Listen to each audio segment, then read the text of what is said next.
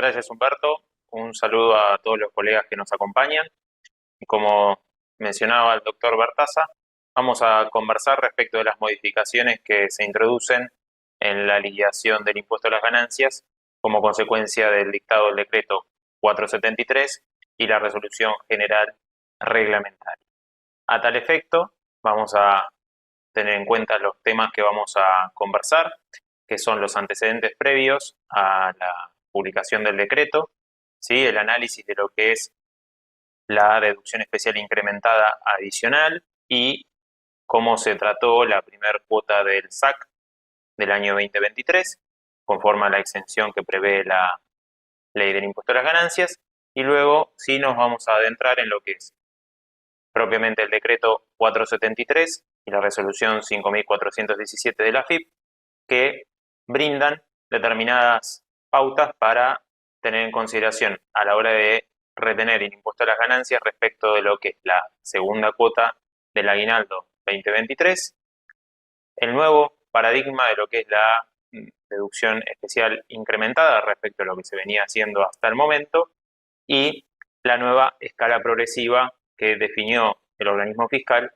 para la liquidación del tributo de los sujetos alcanzados por esta normativa, ¿sí? Entonces, con esto vamos a adentrarnos ya al análisis, y este análisis me pareció interesante hacerlo a través de este cuadro donde esquematizamos cómo fue evolucionando, ¿sí?, el tema respecto de la determinación de las deducciones especiales incrementadas adicionales que se fueron utilizando a lo largo de este año 2023. Recordemos que el cuarto párrafo del inciso C del primer párrafo del artículo 30 dispone que tenemos que incluir una deducción especial adicional para aquellos sujetos que cumplen determinados parámetros respecto de lo que es la remuneración.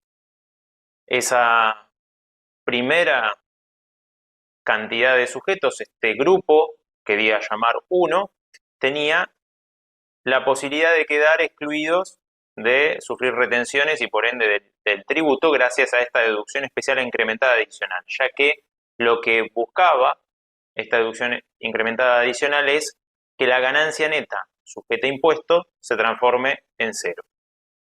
Después teníamos una segunda parte de este cuarto párrafo del inciso C del artículo 30 que dispone que aquellos sujetos que estaban en un rango de remuneraciones iban a tener una deducción especial incrementada adicional, pero solo con el objetivo de que exista progresividad en la determinación del tributo. Y luego teníamos el grupo 3, que es el que superaba determinadas pautas que no iban a tener ningún tipo de beneficio, iban a seguir liquidando el impuesto sin contemplar estas deducciones incrementadas adicionales, es decir, solo iban a computar la deducción especial incrementada tradicional que todos conocemos, que es 4,8 veces la ganancia del impuesto. Entonces, teniendo en cuenta las remuneraciones promedios devengadas de enero a abril, nos encontramos con un primer grupo que quedaba fuera del impuesto a las ganancias, no iban a sufrir retenciones, sí tenía menor a 404.000 pesos, redondeamos los números, y después estaba ese segundo grupo que sí estaba entre 404.062 pesos y 466.017 pesos, iba a lograr tener una deducción especial adicional a efectos, como dije, de lograr progresividad en el tributo. Y luego teníamos aquellos sujetos que superaban esa remuneración promedio en este cuatrimestre, los 466.017 pesos, que no tenían beneficio alguno y computaban en cada mes una 12ª parte de la deducción especial incrementada tradicional. Estos valores surgen como consecuencia de la actualización prevista en la Ley de Impuesto a las Ganancias respecto del periodo anterior. Como consecuencia de la inflación que está sufriendo nuestro país, el Poder Ejecutivo decide, a través del decreto 267 del 23, incrementar a partir del periodo devengado mayo estos rangos de remuneración promedio, llevando a las del grupo 1 a no pagar el impuesto si su remuneración promedio era menor a 506.000 pesos, y así estableció la pauta con el grupo 2 y el grupo 3. Luego, insistimos con este tema de la variación en la inflación que hemos tenido mensualmente a través del decreto 414 del 23, pasa lo mismo respecto de lo que es agosto a septiembre. La remuneración promedio deja de estar alcanzada por el impuesto si es menor a 700.000 pesos, si es menor a 800.000 pesos y mayor a 700.000 tendrá esta deducción especial incrementada adicional, y si es mayor a 808.000 pesos le tenía que retener conforme las normas generales de la ley. Entonces, hasta aquí estábamos antes de las modificaciones del decreto 473. Una situación similar se vivió con relación a el alcance de la exención de la primera SAC. Entonces, se previó en una primera instancia, conforme a la actualización que dispone la Ley de Impuesto a las Ganancias, que iba a estar exento el SAC en la medida que el promedio sea menor a 404.000 pesos. Luego, con el decreto 267 se modifica y se eleva a 506.230 pesos, para finalmente quedar excluido, entonces, exenta la primera cuota del SAC si el promedio del primer semestre era menor a 880.000 pesos, conforme lo dispuso el decreto 316. En consecuencia, quienes tenían una remuneración promedio del primer semestre menor a 880.000 pesos tuvieron exenta la primera cuota del SAC. Teniendo en consideración lo que estamos comentando, que es el corte a septiembre, es importante porque el esquema que plantea el decreto 473 y la resolución 5417 hace que tengamos dos liquidaciones totalmente distintas que luego se unirán. Pero es importante recalcar que hay que tratarlos estos meses o grupo de meses como compartimentos estancos y así analizarlos.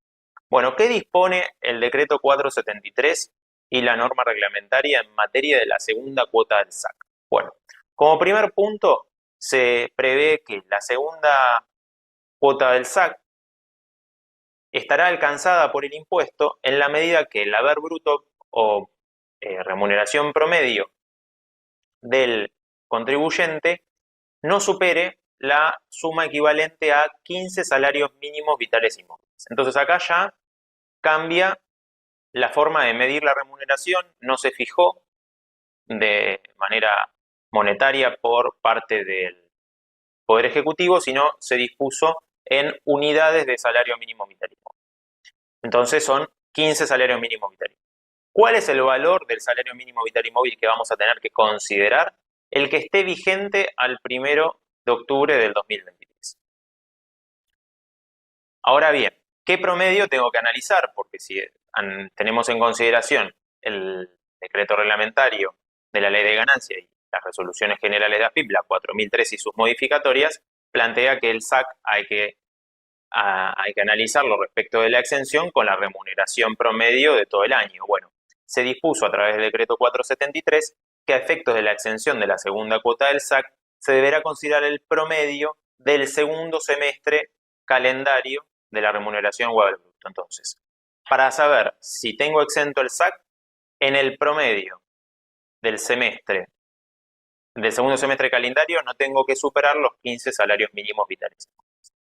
Bien, estamos planteando el salario mínimo vital y móvil vigente al 1 de octubre. ¿Y cuál es ese importe? Bueno, la resolución de la Comisión Nacional de Empleo, la producción y el salario mínimo vital y móvil, el Consejo, dispuso, ¿sí?, el 29 de septiembre, con vigencia a partir del periodo de octubre, para exclusivamente el mes de octubre, un salario mínimo vital y móvil de 132.000 pesos. En consecuencia, la segunda cuota del SAC estará exenta en la medida que el promedio del semestre no supere el monto de 1.980.000 pesos.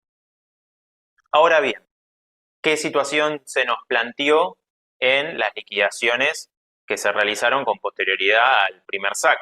Bueno, conforme lo establece la resolución 4003, se debe contemplar una 12ª parte del SAC a los fines de efectuar las retenciones en los meses de julio, agosto, septiembre y así sucesivamente. Entonces, ¿qué se dispone? Que si durante los meses transcurridos en el segundo semestre del 2023 se realizó, ¿sí?, una retención a cuenta de esta 12ª, o sea, sobre esta 12ª parte del SAC, se tendrá que devolver la misma, ¿sí?, en la medida que el valor promedio no supere el 1.980.000 pesos, es decir, los 15 salarios mínimos vitales y móviles. ¿Y cuándo se tiene que hacer la devolución de estas sumas retenidas sobre el SAC mensual, por así decirlo? Se tiene que realizar en el mes de septiembre del 2023. Por otra parte, se establece expresamente que la devolución debe identificarse en el recibo de sueldos con una leyenda específica que es devolución decreto 473 del 2023. ¿Sí? El Estado quiere que quede reflejada la devolución y que no se netee de la retención que pudiera corresponder del periodo. Por otra parte, tenemos que destacar lo siguiente.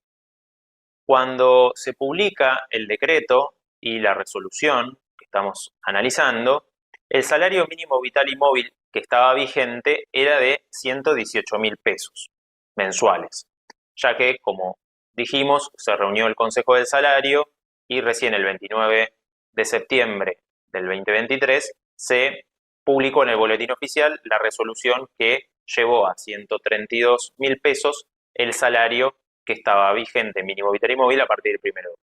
Entonces acá, tanto el decreto como la resolución dispusieron que, a efectos de cumplir con la devolución, los sujetos, agentes de retención, iban a tener que tener en cuenta el salario vigente al momento, salario mínimo vital y móvil vigente al momento de efectuar la liquidación de sueldos, porque hay empresas que el 20 de cada mes o el 25 de cada mes ya empiezan a liquidar los sueldos, no esperan al último día. Entonces, al momento de liquidar los sueldos, no teníamos en conocimiento el importe vigente en octubre del 2023, entonces, ¿qué dispuso la norma? Bueno, toma el salario vigente actual y efectúa la devolución en función a ese salario mínimo vital y móvil de 118.000 pesos, que 15 salarios mínimos vitales y móviles serán 1.770.000 pesos. Y una vez que se conozca el salario mínimo vital y móvil vigente a partir del 1 de octubre, se efectuará la devolución que pudiera corresponder en el periodo siguiente que se liquide. Entonces, acá nos podemos encontrar, por ejemplo, con tres situaciones. Un sueldo promedio de 1.000.000 de pesos, que como superaba los 880, se le comenzó a retener impuesto a las ganancias sobre una 12ª parte del aguinaldo de manera mensual, con lo cual, cuando se hace la liquidación de septiembre, como el promedio es 1.000.000 de pesos y ese 1.000.000 de pesos es menor a 1.770.000, en septiembre se le tenía que hacer la devolución de las sumas retenidas. Por el contrario, si teníamos un sueldo promedio de 1.850.000 pesos, al momento de liquidar los sueldos, y fue con antelación al 29 de septiembre, el valor del salario mínimo vital y móvil estaba 15 salarios mínimos en 1.770.000, con lo cual en este caso, que el promedio era 1.850.000, al momento de liquidar los sueldos de septiembre no devolví nada porque superaba el 1.770.000, pero en la primera liquidación que haga con posterioridad tendré que reintegrar estas sumas retenidas sobre la aguinaldo. Y por último, si estamos en presencia de un sujeto cuyo sueldo promedio era de 2 millones de pesos, directamente no cumplía la condición del 1.770.000 ni de el 1.980.000 de 15 salarios mínimos vitales y móviles. En consecuencia, no tendrá la devolución de las sumas retenidas en concepto de aguinaldo. Entonces, aquí es donde tenemos que poner atención para eventualmente efectuar los ajustes que tengamos que hacer en la liquidación posterior al mes de septiembre, sea quincenal o mensual. Ahora vayamos a la segunda novedad que nos trae el decreto 473. Este decreto 473 establece que existirá una deducción especial incrementada adicional con el fin de que la ganancia neta sujeta a impuesto sea igual a cero cuando las remuneraciones o haber bruto no supere la suma mensual equivalente a 15 salarios mínimos vitales y móviles. Entonces acá cambia ese parámetro del primer grupo que era monetario, cercano a los 700.000 pesos, por 15 salarios mínimos vitales y móviles. Al igual que en el aguinaldo, este salario mínimo vital y móvil tiene que ser el que estaba vigente al 1 de octubre del 2023. Y a efectos de determinar si el sujeto queda alcanzado por este beneficio, se deberá tener en consideración el sueldo promedio, ¿sí?, por el periodo comprendido entre el 1 de octubre y las sumas percibidas al 31 de diciembre del 2023. ¿Sí? A los fines, como dije, de gozar de una ganancia neta sujeta a impuesto igual a cero, gracias a este incremento de la deducción especial. Como dije anteriormente, el salario mínimo vital y móvil vigente al 1 de octubre es de 132.000 pesos, con lo cual el sueldo promedio tiene que ser inferior a 1.980.000. Entonces, tenemos esta deducción especial incrementada que viene a reemplazar los 700.000 pesos. ¿Y qué pasa? Como vamos a ver, no se tiene en cuenta en este decreto lo que establece la ley del impuesto a las ganancias en el cuarto párrafo del inciso C del artículo 30, en su primer párrafo, que establece concretamente, define, que tiene que haber un segundo rango a los fines de lograr progresividad en el impuesto. El decreto borra ese segundo grupo que teníamos al inicio y comentamos, y directamente dispone, como ya vamos a ver, un tratamiento especial para aquellos sujetos que superan los 15 salarios mínimos vitales y móvil de promedio en este trimestre que estamos conversando.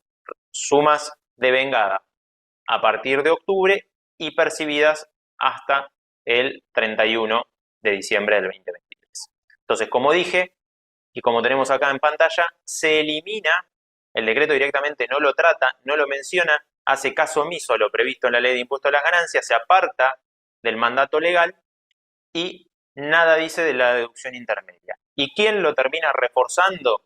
La eliminación de ese tramo intermedio. Bueno, la resolución 5417 de la AFIP, ya que dispone expresamente que queda sin efecto para las remuneraciones que se devenguen a partir de octubre el cómputo de la deducción especial incrementada de la segunda parte del anteúltimo párrafo del inciso C del artículo 30 de la ley de gravamen, previsto en el anexo de la resolución 5402, que era la que se usaba para definir en esas más de 200 líneas la deducción especial incrementada adicional. Consecuencia, acá vemos un apartamiento, si bien a favor de muchos contribuyentes, pero un apartamiento de lo que fue la delegación legislativa que le realizaron en aquel momento los legisladores, ya que la ley expresamente prevé esto y el Poder Ejecutivo está yendo por un esquema diferente.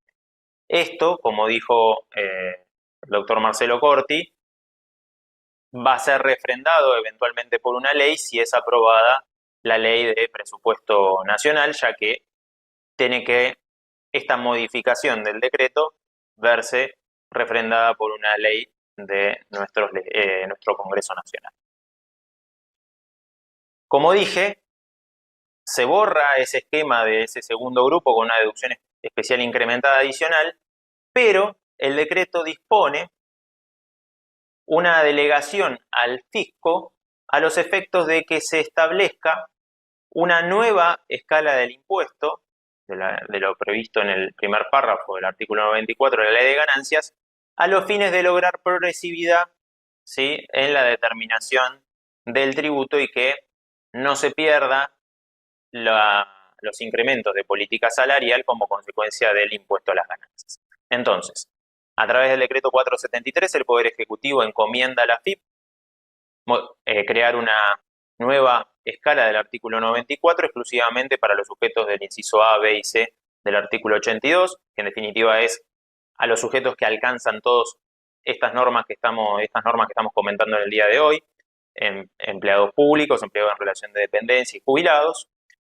que el incremento será para el periodo fiscal, para el periodo comprendido entre el 1 de octubre y hasta la finalización del periodo fiscal, es decir, el 31 de diciembre, sumas que se perciben hasta el 31 de diciembre, y en consecuencia las tablas mensuales que se van a utilizar van a ser divididas en dos. Las rentas devengadas y percibidas hasta el 30 de septiembre, vamos a usar las tablas previstas en la resolución 5402.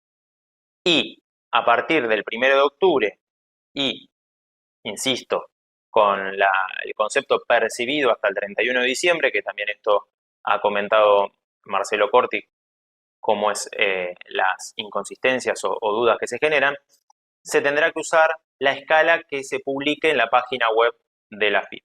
¿Por qué decimos que será la de la página web de la AFIP y no la de la resolución? Bueno, ahora vamos a llegar a ese punto.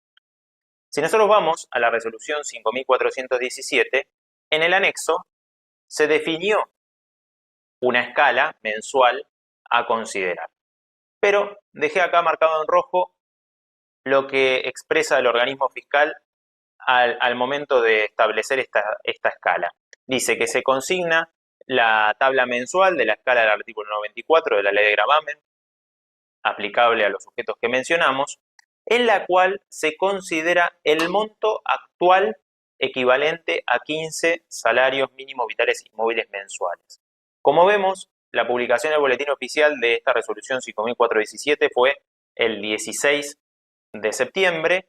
A esa fecha, el salario mínimo vital y móvil era de 118.000 pesos, con lo cual, a los efectos de analizar el grupo de contribuyentes que iban a quedar alcanzados por el impuesto, tomó como parámetro el fisco el 1.770.000, con lo cual pareciera, dado que esto que dice monto actual es textual, que debieran modificar esta escala en función al nuevo universo de contribuyentes que va a quedar alcanzado, pero recién a partir de 1.980.000.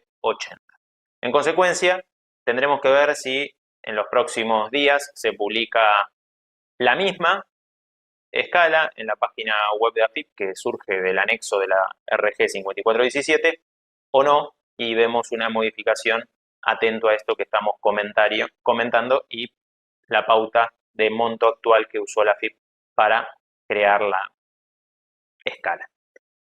Acá, volviendo un poquito para atrás, lo que me interesa resaltar es que cuando estamos hablando de los 15 salarios mínimos vitales y móviles, a los fines de estar o no alcanzado por el impuesto a las ganancias, advertimos que nada dice el decreto respecto de los contribuyentes que se encuentran radicados en provincias o partidos definidos en el artículo 1 de la ley 23.272, que la ley del impuesto a las ganancias define que esos sujetos gozarán de un incremento del 22% de lo que es la ganancia no imponible y demás deducciones especiales.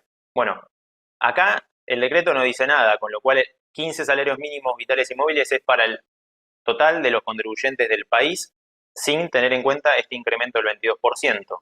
Así pareciera. Porque si analizamos la ley 27725, como bien lo advirtió Marcelo Corti, sí se prevé expresamente que el mínimo no imponible de 180 salarios mínimos anuales, para lo que es el impuesto cedular para mayores ingresos, se incrementa en el 22% cuando estamos en presencia de sujetos radicados en estas provincias o partidos. Entonces, bueno, acá vemos una diferencia que ya veníamos notando en cuanto a lo que fue la deducción especial incrementada monetaria, ya que no había un incremento del 22%. Pero bueno, vale la pena entonces aquí hacer esa distinción. Y ya para ir finalizando nos quedan dos comentarios. Las deducciones previstas en los apartados D y E de la Resolución General 4003, que son las deducciones generales, entre otras, y las deducciones personales, van a acumularse hasta septiembre a los fines de las liquidaciones que se realizan hasta ese mes. Y luego tenemos que empezar a acumular por periodos mensuales, a partir del devengado octubre, las nuevas deducciones que correspondan. Entonces, los montos fijos mensuales se empiezan a computar otra vez desde cero. Es decir, una doceava parte del tope de intereses por crédito hipotecario, bueno, a partir de octubre tomo un solo mes, lo acumularé en noviembre y en diciembre de corresponder. Entonces, acá volvemos a ver esta situación de dividir en dos las liquidaciones. Hasta septiembre es una cosa y a partir del 1 de octubre es otra. Y a los fines de determinar el impuesto, la resolución dice que se tendrá que sumar el impuesto que se determinó hasta septiembre más el impuesto que se determinó a partir de octubre y hasta el 31 de diciembre.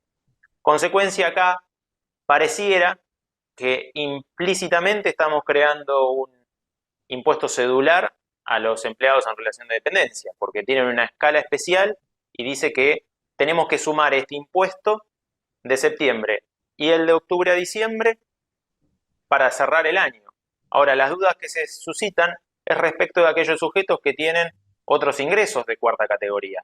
Por ejemplo, honorarios del directorio, profesionales, que van a tener una cuarta categoría liquidada con una escala y un pedacito de meses, por decir, del año, un conjunto de meses del año liquidada con una escala totalmente distinta y que se sumará a el impuesto de los meses anteriores vinculadas a sus remuneraciones. Con lo cual, veremos cómo todo esto se redondea con la publicación del manual del F1357 oportunamente y de las aplicaciones web del organismo fiscal para la liquidación anual del impuesto a las ganancias.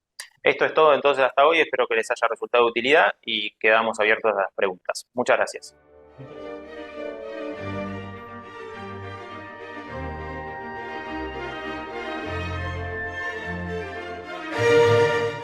Buenos días a todos nuevamente. Tenemos 3 preguntas. Una de ellas dice, para los empleados en relación de dependencia a partir de octubre que quedan exentos, ¿es retroactivo a los meses que se aplicó la retención o no existirá devolución por los meses a septiembre?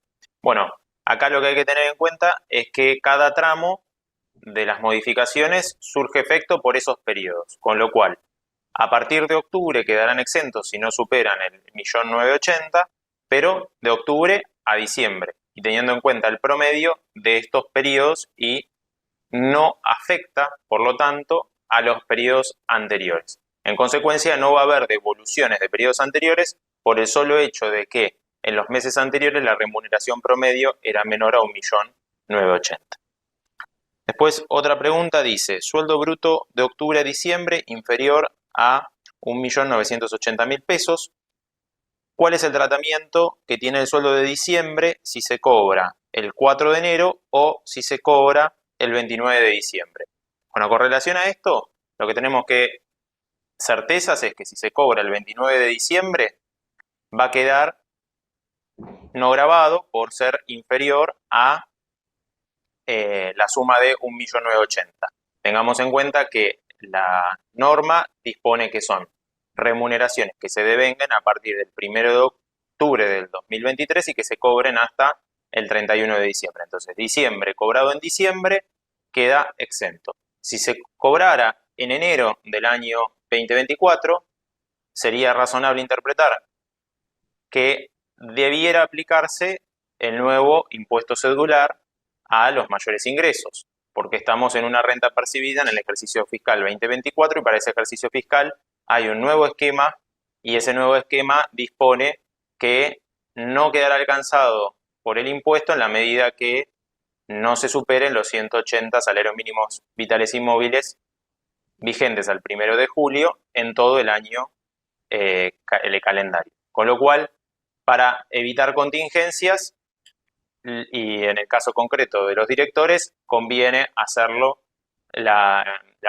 pagar el sueldo y por ende quedar grabado en el ejercicio 2023, siendo la cancelación en el mes de diciembre.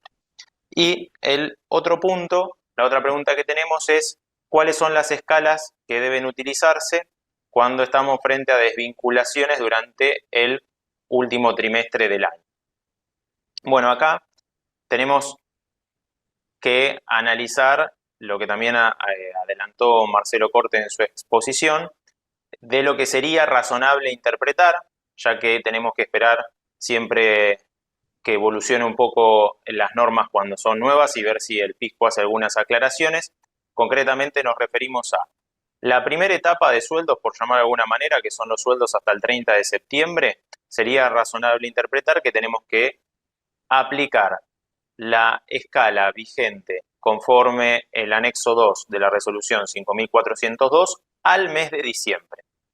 ¿Por qué decimos esto? Porque la resolución 4003 dispone que en el caso de liquidaciones por desvinculaciones tenemos que tomar las escalas vigentes a diciembre. Entonces, teniendo en cuenta esto y como comentó Marcelo Corti, el proyecto de la ley de presupuesto que incorpora la escala del artículo 94, que surge justamente de diciembre de este anexo de la resolución 5402 y expresamente dispone que para los sujetos del inciso A, B y C del 82 se debe aplicar esta escala de diciembre, pero hasta las remuneraciones del 30 de septiembre, entonces, insisto, sería razonable interpretar que para el tramo hasta septiembre se aplique la escala de diciembre.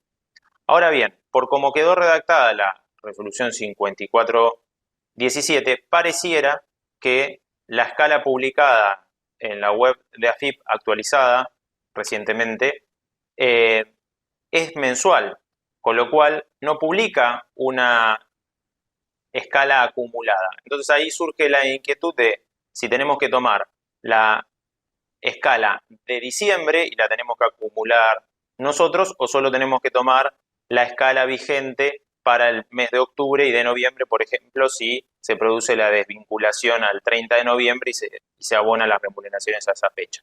Con lo cual acá sí queda planteada la inquietud a ver si el fisco toma alguna posición al respecto y podamos desandar esta cuestión. Pero bueno, dejamos acá planteado el tema, no está cerrado y tendremos que estar atentos a cualquier novedad que se suscite en las próximas semanas. Eso es todo, muchas gracias.